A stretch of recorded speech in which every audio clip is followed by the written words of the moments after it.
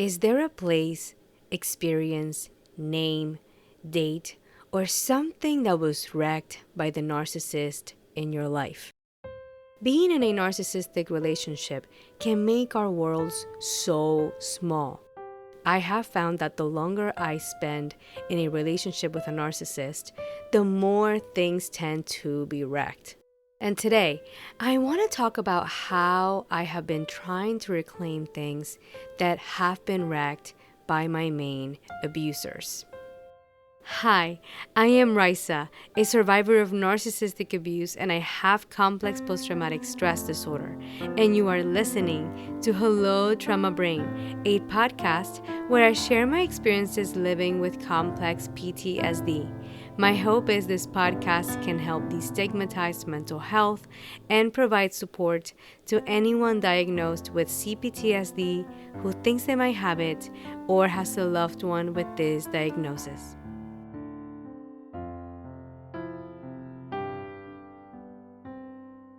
Quick reminder, I am not a licensed psychologist or mental health care professional, and this podcast is not meant to replace nor substitute the care of psychologists, other mental or medical health care professionals.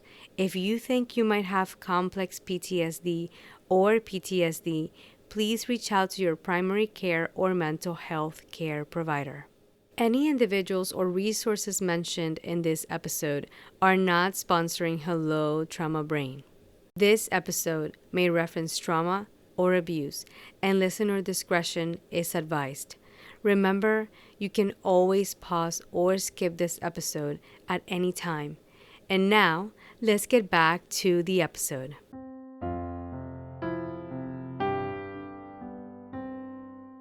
Hello, dear survivors, and welcome to this episode of Hello Trauma Brain. Thank you so much for joining me today. Before we start, I want to take a moment to acknowledge that Hurricane Helene has caused a lot of destruction in the southeast area of the United States. And I want to take a moment to say that I am thinking of everyone impacted by this horrible natural disaster. I personally know what it is to experience being in a hurricane. I grew up in Puerto Rico, and hurricanes are just very common over there.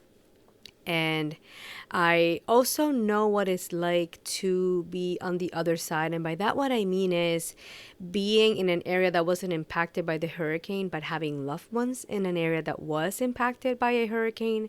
And that waiting period where I cannot get in touch with a loved one it's just torture. Being on either end, either in the hurricane when it's happening or waiting to hear from my loved ones who've been through the hurricane. It's quite a stressful and just it can be a traumatic experience. I honestly wouldn't wish that upon my worst enemy.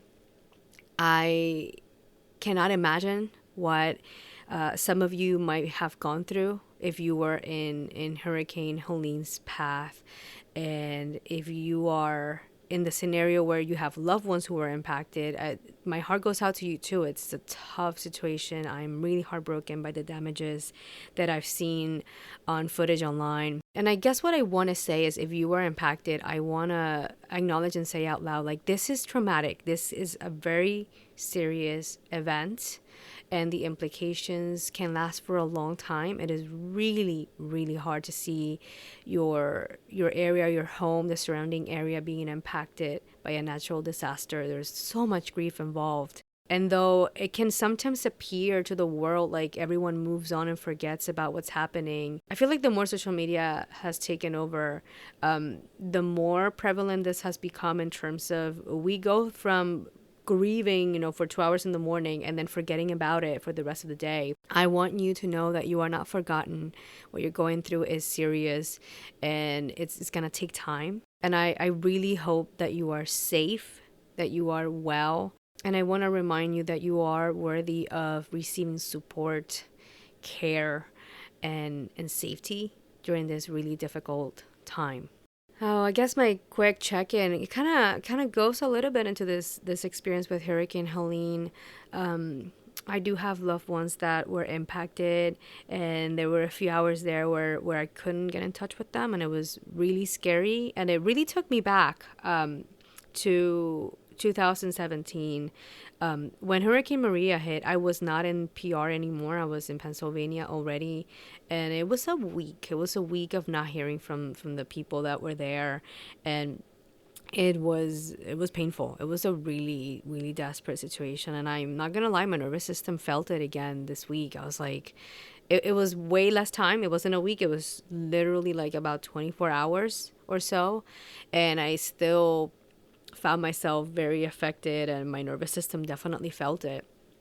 And yeah, I feel like sitting with that, with those feelings that came up, that feeling of hopelessness because there was nothing I could do, and trying to continue living my life and trying to still show up for my responsibilities, and in the back of my head having all this worry was quite a thing to navigate. It's really hard to see my loved ones going through this, and knowing what it is to be on both sides. It just like my heart goes out. Like it really breaks, knowing that someone I love is experiencing this. Because again, this is something I wish nobody had to ever go through.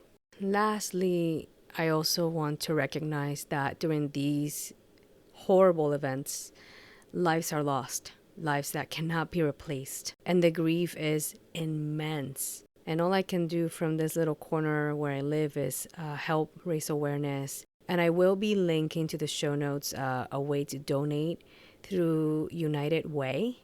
So if you are able to donate in any way to help the endless amounts of people that are suffering right now due to Hurricane Helene, I will be linking that in the show notes. And I am truly just heartbroken and so sorry that this is happening.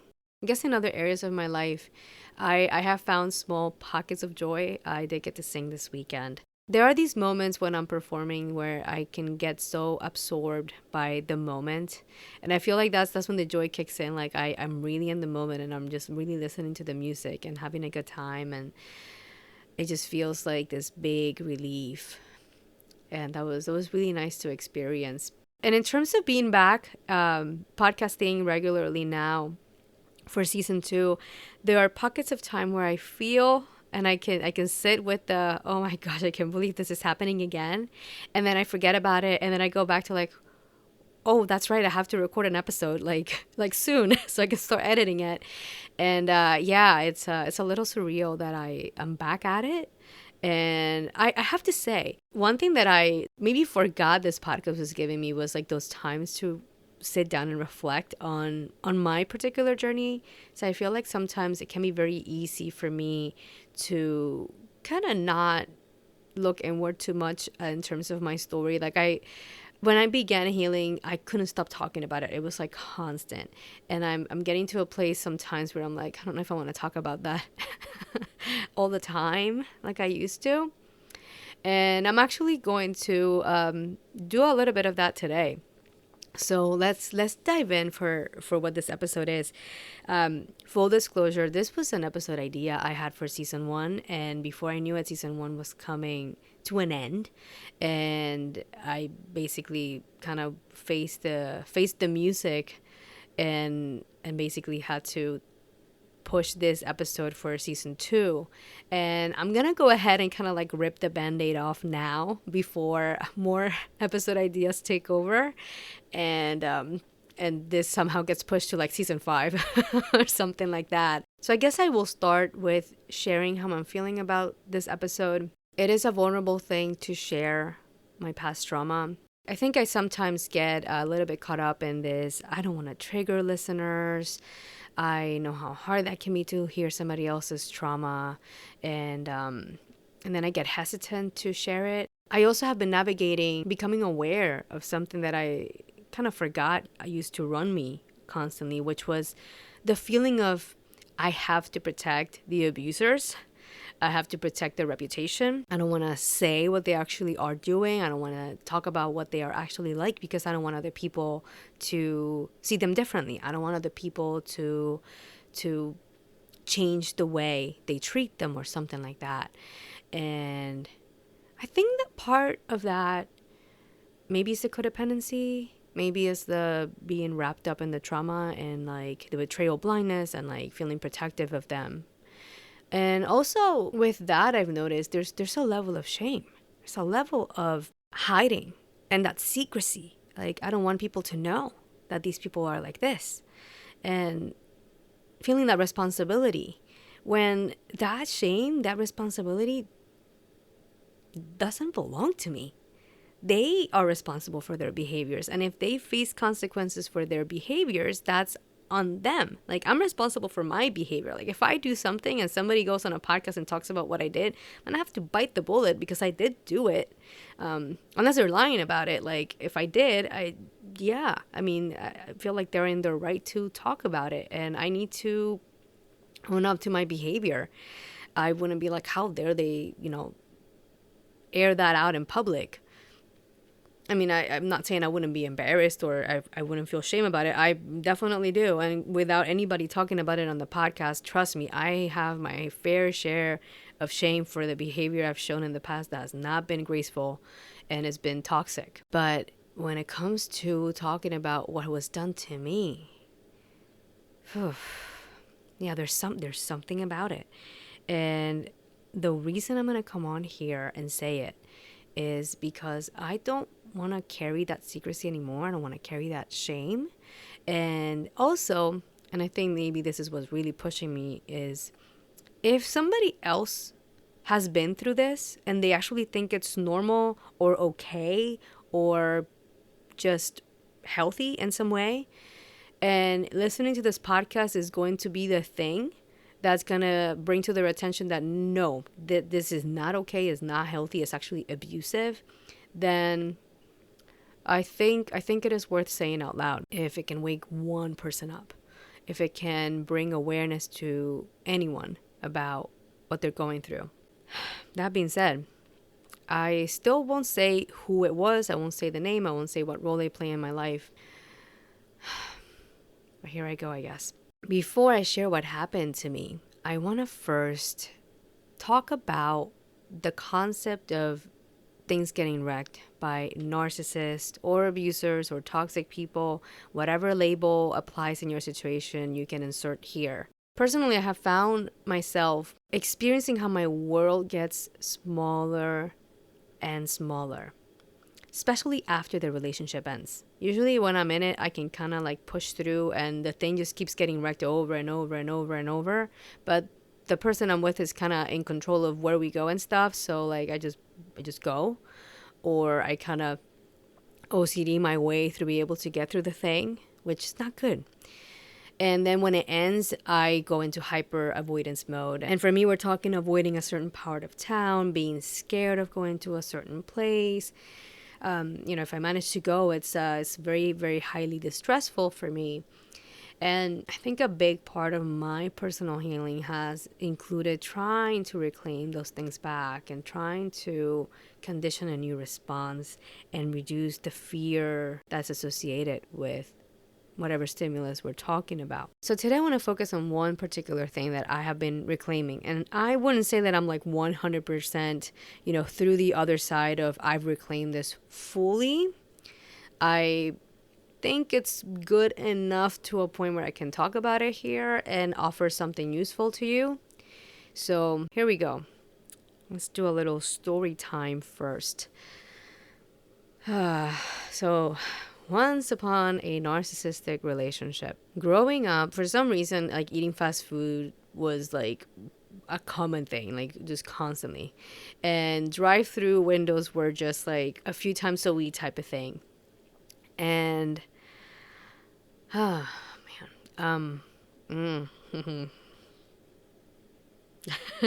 feeling the hesitation and even talking about this. I'm gonna put a pin on it. I'm noticing it. Okay, so there were different fast food chain restaurants that I would frequent growing up.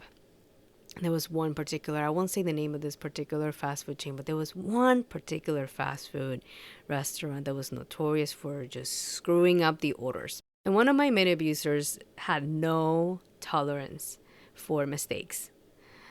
Making a mistake was just met with a lot of rage, shame, physical abuse, verbal abuse, you name it. So in a way, I eventually through the years grew to dread going to this one particular fast food, which is, I think it might have been like my favorite one when I was like very, very young. But by the time that I became a young adult at this point, probably, I definitely grew to just dread when somebody would suggest it. You know, like the question would get popped, like, where do you guys want to go? And then if somebody said this place, I'm like, okay, we're going there. Like for me, a part of me would be like, oh God, here we go again. Now I want to say with how often this happened, like I don't know this for a fact, but I wouldn't be shocked if the staff at this restaurant like kind of had a bit of a list of people that were notorious for being, you know, really difficult to deal with when they would come through. And I would not be shocked if my abuser was on that list. I wouldn't be shocked if as they were pulling in, they were like, oh fuck, here we go. Like probably rock, paper, scissors, shoot to see who wanted to be at the window for this mess. They would order the thing and then we would pull to the window. And if you were on the back seat towards the window, you definitely wanted to make sure your window was up, not down for the moment. It didn't happen every single time, but it happened often enough. The bags would come through, and usually the way, like, they were smart. They would take payment first. Very, very well done.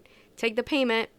That's usually how it is. I mean, what fast food chain wouldn't take the payment before giving you the food? But in this scenario, definitely that was a good way to go for them. Take the payment, the bag with the food rolls in, the drinks usually come last, right? So the bag comes in, and there's that moment. And you just, like, you're almost holding your breath because you're like begging, please, please, please get the thing right. Don't miss a thing. And then the abuser would hand the bag to the one of my other abusers. And then they were like really scared, like trying to check. It's like, check it. And like they're checking it. And okay, the fries are there. The burgers are there.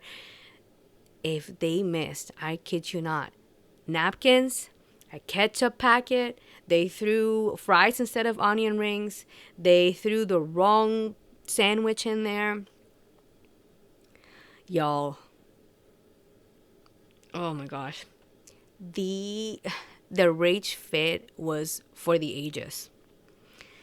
Usually, if we were lucky enough, the only thing that would be flying out the window would be just the drinks. And yes, this person would grab the drinks as they're passing them and just throwing them back at their face, and the drinks would just splash all over the window. The poor kiddo, who probably was like in high school, working at the drive-thru window, would get just soaked in sodas and whatever the heck we had ordered. And that would be like the best case scenario. Like in the average, I mean, base case scenario would be they would actually ask for the missing ketchup packets, and you know, they wouldn't throw anything back at them, and they would still be angry and drive away pretty angry about it, but you know, nobody was missing on a meal or a drink.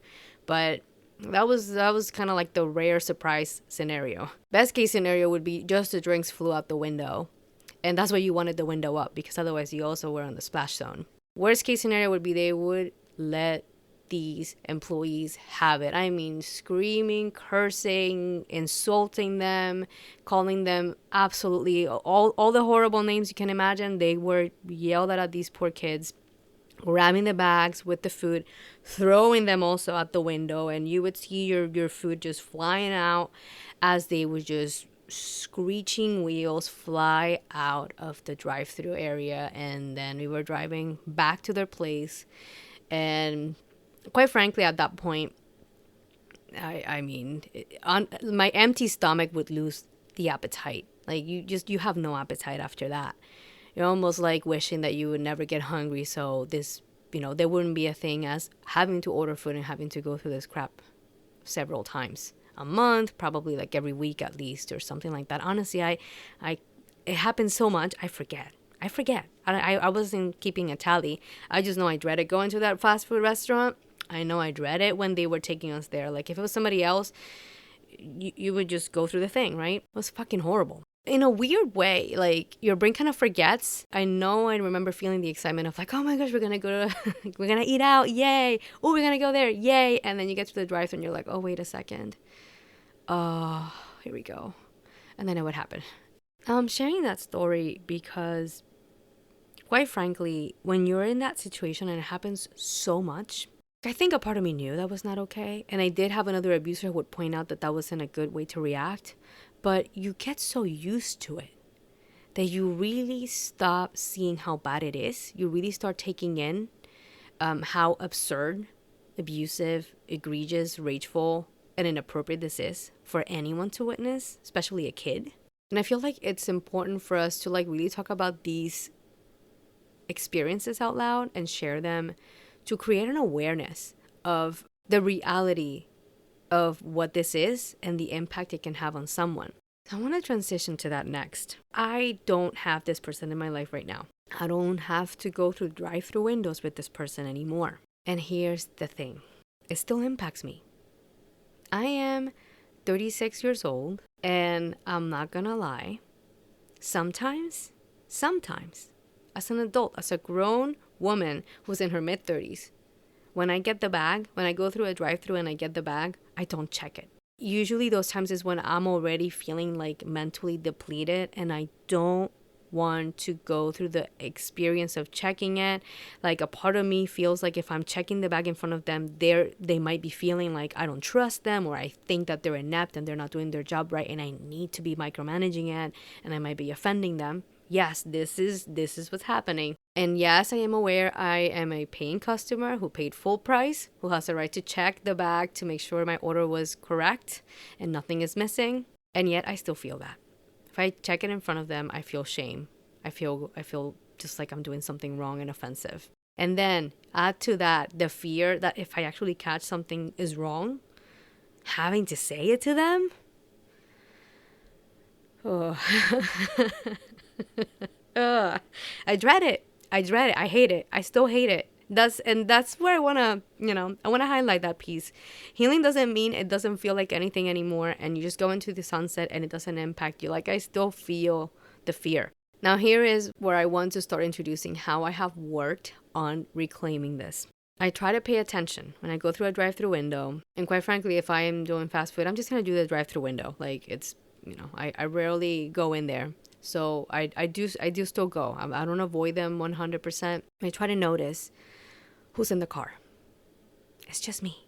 In some scenarios, I have been with other people, and I take in who's in the car. Not that person who throws food, drinks out the window, leaves our food hanging on the pavement, and drives off like a maniac. Not them. I try to remind myself, this is different. It doesn't feel like it's different for my nervous system. My inner kiddo thinks we're back, a few years ago in that car. But we're actually not. And sometimes when I'm feeling strong enough, I will try a new thing. I will check the bag and the order's correct and nothing bad happened and nobody's food got thrown out the window. And I will get home and there will be actually food inside the bag and I'm safe. Sometimes, and this happened, I forget when this happened, but this happened back when I was doing season 1. There was one time I was at a fast food drive-through and I had ordered mashed potatoes because I love mashed potatoes. One thing to know about me, I love mashed potatoes. I have them every week if I can, and I live for those suckers. Doesn't matter where I am. And they gave me fries instead. I'm checking the bag and I noticed the fries and I try to give them the fries. And in case you don't know this, like they're not supposed to take the fries at this point because I've technically touched them. I mean, I didn't touch the actual fries, but I potentially could have. That's contamination. They can't just grab those fries and give them to somebody else. So, but I wasn't thinking about that. I was just thinking, I have something that I shouldn't have. I'm going to give it back to them. So I'm trying to hand this girl the fries back. And I'm like, it was mashed potatoes. And they're like, you can keep the fries. She steps away for a moment, comes back with the mashed potatoes, and just gives them to me. So I ended up with fries and mashed potatoes. It was fucking great. But just taking in the worst case scenario, right? The worst case scenario is they fucked up. They gave me fries instead of mashed potatoes. And all that happened was that I ended up with free fries. I didn't steal them. They gave them to me. I ended up with free fries. Someone who was completely fine about it. I think they might have said sorry about that. And that was it. I'm not banned from the restaurant.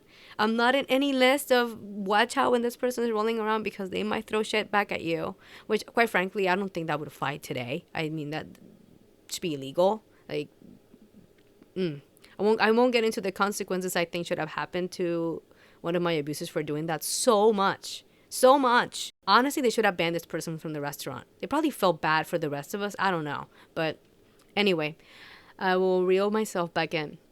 Before I continue, I want to point out something that licensed independent clinical social worker and fellow childhood trauma survivor Patrick Tehan talks about in his content. And Patrick often shares that experience of like not sending the sandwich back. Like before he was healed or good enough healed, he wouldn't send back the order if they got it wrong. You'll eat the sandwich that doesn't have the gluten-free stuff in it, and now you're eating something that you're potentially like allergic and can have a reaction to, and all because trauma survivors get so caught up in being the opposite of their abuser, and often to their own detriment. Like, we swing all the way to the other end. And that's why I wouldn't check the bag, because I was dreading so much finding something that required me to correct them, that sometimes I'll be like, you know what, F it. Like, if I get home and I'm missing a sandwich or I'm missing something, whatever.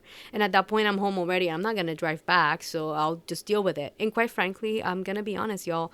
There have been times where I've had dealt with that consequence. The consequence of, shit, I just spent this money and they missed one of the things that I paid for. And I try not to judge myself because I know where it's coming from. I know that usually on days like that, I'm just like, it's been a tough day already and I'm depleted and I just don't have it in me.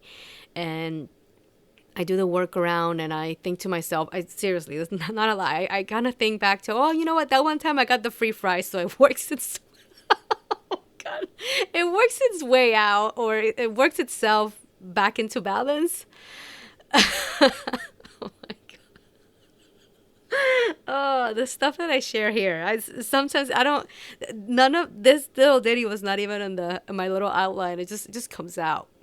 But yeah, that's how my brain works. And where I want to go next is in sharing how I have reclaimed this to the point where I don't really consider myself terrified of a drive-through window anymore. I have even found excitement. Like, I know it sounds wild, but just stay with me for a moment. So I won't share the name of the the fast food chain that would get it wrong a lot, but I will mention the one that has been really helpful in my reclaiming. So as I am getting ready to say this, a part of me was like, oh, maybe I shouldn't admit where I go because some people might get offended that I go there, because I should be...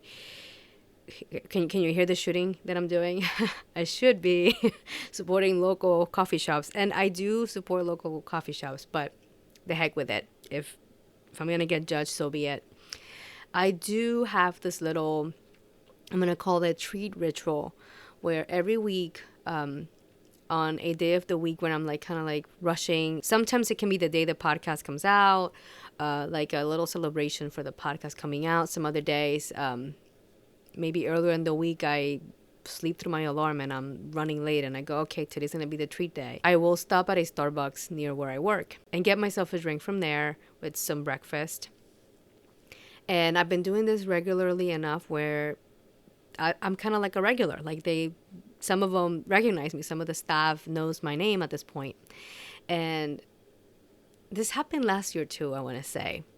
There was one day where I forget why, but I think I had not been there for a bit, or maybe that one employee had not been, I think they had taken vacation or something like that. But anyway, where I'm trying to go with this is pulling through the window.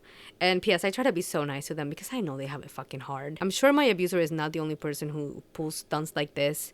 And I know these employees can really, customer service is not an easy gig, period. And I try to be as sweet and kind and polite to these people as I can. And I'm pulling through the window and I recognize the voice of the employee and I'm like, oh my gosh, so good to hear you. And she's like, Raysa! And like, I do my order. I'm coming through to the window and this wonderful woman, her name is Ellie. Ellie is literally bouncing by the window with her both arms up in excitement that I am pulling through the window.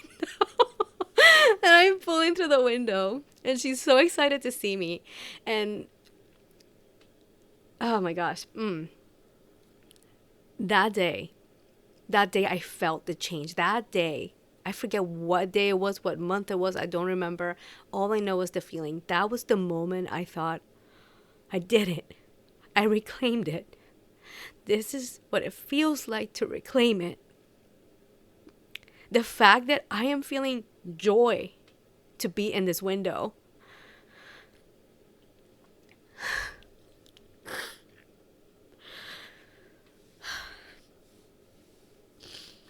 This is the thing about narcissistic abuse. It takes the little things, but it takes so many of those little things, so many, that your world shrinks to the point where being alive feels horrible. And healing is taking those little things. Some people who don't understand narcissistic abuse might listen to this and be like, what the heck is going on with this lady? Like, the abuser's not even in the car. Why is she so scared to be at a drive-thru? A drive-thru? Are you kidding me? Yes, a drive-thru. Because let me tell you, narcissistic people have a gift for wrecking shit. Even drive-thrus. But I reclaimed it.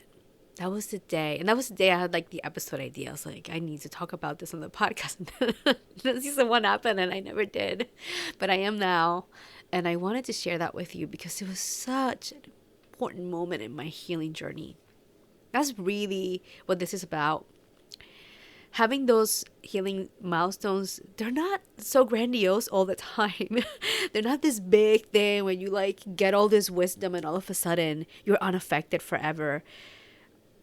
I want to say after that, I don't want to say, I know after that day, after Ellie and I had that moment in the Starbucks drive-thru, I know there have been times where I don't check the back still. I'm not fully, completely, 100% on the other side, like I said at the beginning. I still struggle to check the back. I still struggle, like if I have to say something, I have that moment that's still there. And like to practice, I'm still gonna say it.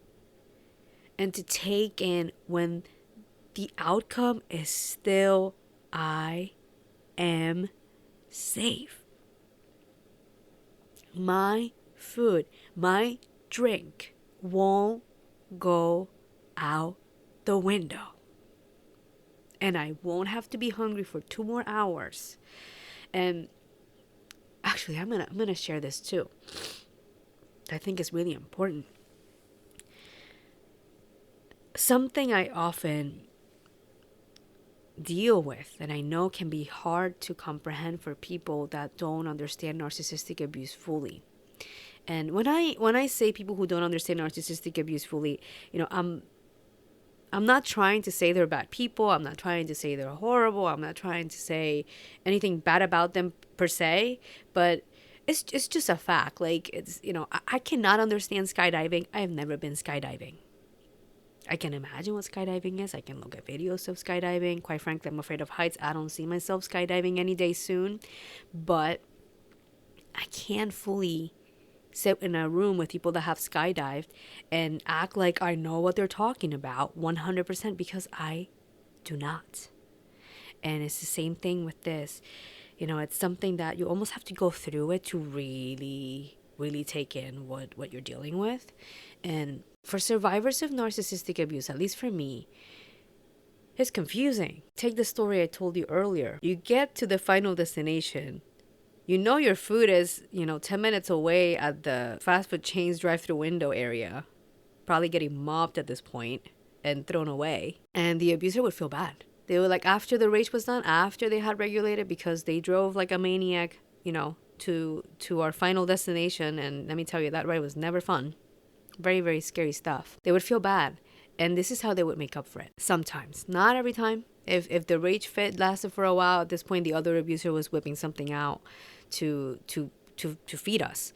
But sometimes they would feel bad soon enough, sometimes as soon as we would arrive, and they would be like, you know what, let's get food from this really nice place that is way more expensive, way better quality food than what we were gonna have. And that was like the way of making up for it. Like now we have this quote unquote nicer meal. You know, it would be like try to pick a place that really excited us to kind of quote unquote make up for the shit show from an hour ago. And it would work. I would be very excited. I would really enjoy my meal, and you would forget about it until it happened again. That's the thing with complex trauma. Imagine that happening to you, let's just say 2 times a week, probably more. But let's just say 2 times a week for years and years and years. Imagine 2 times a week at least you go through this experience. That's a lot. And it makes total sense that as an adult, very far away from these people as I am, no contact as I am now, I still struggle to check the bag. I still do. I did at Starbucks the other day. I get like, I love these. They have these chive. It's like a potato something and chives bakes. Basically, it's like a little baked thing with potato on it. It's delicious. Absolutely delicious. Either that or the kale and mushroom egg bites. I love those. I mean, I love all the egg bites. They're all delicious, but the kale and mushroom are like, yeah, and the potato ones. And I just grab it, and I don't check if they put the fork in or the sriracha sauce or the whatever. I think this is what's happening. Like, I know usually when I go in the morning, there's a big line, so I don't want to take time. I don't want to take more space. Can you see what I'm doing? You know, like I said, not fully healed. As long as the actual 2 baked things are in there and my coffee drink, like I can get a fork at work, or you know, I can live without the free sriracha packet. I'm realizing as I'm recording this that I probably should exercise checking because I don't have to act like I am a burden, because I am not a burden. I am not a burden. I still don't understand that completely. My nervous system definitely doesn't. Yeah, taking an extra 10 seconds to check the thing and ask for what I need is not a burden. It's not me being a burden. And I guess that's where my healing needs to go. For now, I want to sit with how far I've come. Sometimes I can get caught up in, if I am not all the way at the end of the marathon destination, I guess I don't really have anything to celebrate yet. And to learn that, yes, every little thing, every little step of that marathon is worth celebrating. The times I did check the bag, the time I asked for the mashed potatoes because they gave me fries instead and I had ordered mashed potatoes. The time I asked for sriracha sauce at Starbucks and then I feel like I shouldn't have because I forgot to say it at the drive-thru window. And yes, that has happened. That time I was celebrated and people at the drive-thru window were actually glad to see me. Actually, another employee from there the other day said, it's so good to see you because when I didn't have the car for a month and a half, I didn't go to the Starbucks anymore. But now I'm going again. And the one girl said, oh, it's so good to see you. And just to take it that people are happy to see me.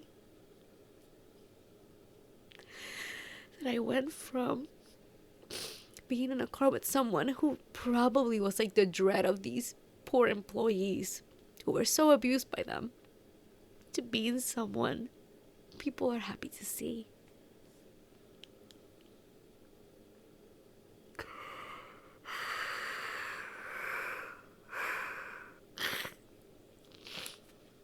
Damn. I knew I would cry. I saw it coming. It's funny. It always comes out at a time where I don't expect it. Like, I think I'm going to cry when I'm telling the story and I don't. And then I cry during these times. I'm like, wow, that was unexpected. And here we are. Oh, okay. Yeah, that's what I wanted to talk about today. How important it is to reclaim things. And there is nothing too small to reclaim. It's so important. It helps take our world back. Can you imagine if I had a phobia of drive-thrus and I couldn't ever go through a drive-thru? If I couldn't go to a certain restaurant or store or area, how tiny my world would still be. And the wild thing is, I tend to be so scared of the worst case scenario, and the amount of times it happens is really not that often. And to take the risk and sit with the uncomfortable feeling and start teaching our nervous system a new way is such a game changer. When you are in relationship with a narcissistic person, safety becomes such a faint impossibility. Being home doesn't feel safe. Being out doesn't feel safe. Sometimes even when you're sleeping, it doesn't feel safe. How many survivors struggle with insomnia? How many of us have nightmares? I've been all this week. It's been rampant. Safety is so bizarre. Safety becomes almost like an unattainable goal. Like you almost don't even think you deserve to feel safe. The more time you spend with these people, feel like the more dangerous everything starts to feel. Because you never know when they're going to blow the lid. That's part of it. And then avoidance kicks in. And that is the point where before you know it, you dread waking up, going to the store, cooking a meal, putting pickles on your salad. I still feel the fear. I still feel the avoidance. It's still there. But I also feel the possibility of safety. That's what I want to leave you with as I wrap up my reflection on why it matters to reclaim.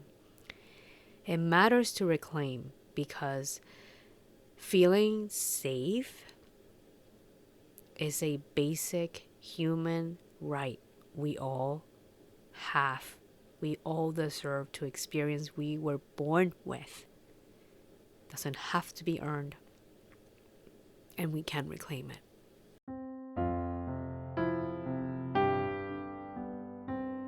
In this week's healing invitation, I want to offer you a few things to reflect about. Is there a place or activity, something you have been avoiding? Are you able to start reclaiming it in a small way? Perhaps driving by that place at first. You don't even have to stop there. Go inside, driving by. As you get more comfortable, if you decide to actually go visit, let's just say it's a place, can you go maybe with someone who can be there with you? Pay attention and look around that place. Remind your nervous system that this time the abuser is not there. It's really important they're not there. This is something to do either on your own or with someone else. Take in how this time is different. What are you wearing? What decorations are around? Has anything changed about this place? Take a look at the people there. You won't change your nervous system with one visit, but you can start to condition a new response slowly and with perseverance. Narcissists take so much with them. Healing involves taking a lot of those little things back and grieving the things we can't reclaim. And the fact that we even have to reclaim things to begin with. You can take me along with you. You can visit that place or do that activity while listening to this episode as a reminder that you are not alone. You are not the only person who is going through this, and there is nothing wrong with you. Please let me know how this week's healing invitation goes if you choose to accept it. Before we wrap up this episode, all music and production is courtesy of yours truly. Also, I want to share a few ways you can help support this podcast. You can subscribe and leave a 5-star review on Apple Podcasts, Spotify, Amazon Music, or the platform you are using to listen. Share this episode with anyone you think can benefit from this content. Follow Hello Trauma Brain on Instagram, subscribe to the Hello Trauma Brain YouTube channel, like this video, and hit the notification bell to be the first to know when I post a new episode. And you can make a donation by getting me a coffee. No worries, all links will be provided in the show notes. Thank you for joining me today. I hope you found this episode helpful. I wish you the best as you reclaim what was wrecked by the narcissistic people in your life.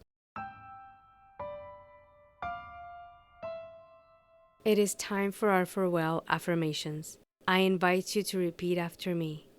I welcome the belief that I am enough. I am lovable. And I deserve to heal. I wish you a gentle week and thank you for your presence.